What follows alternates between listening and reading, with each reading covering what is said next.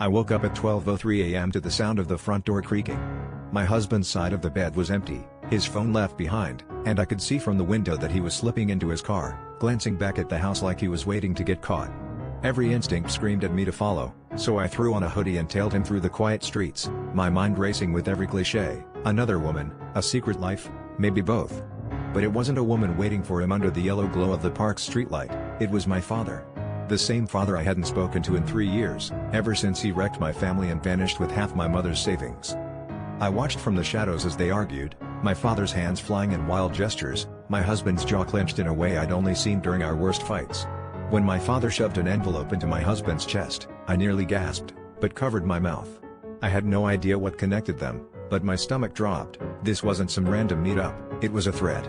When they parted ways, I rushed home, barely making it back before my husband returned, his face pale, sweat beading at his temples. He avoided my eyes and slipped back into bed, pretending to sleep. The next morning, I confronted him. At first, he tried to lie, said he couldn't sleep, went for a drive. But when I dropped my father's name, his face crumbled. Turns out, my father had approached him weeks ago, threatening to expose my husband's past, a brief, messy affair from years before we met, with someone who turned out to be my father's mistress. My father wanted money to keep quiet, about my husband's secret, and about his own. If either of us refused, he'd blow up both our lives.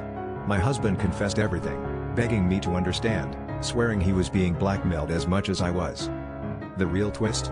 The affair my husband had was with someone I knew, someone who had always been close to my family.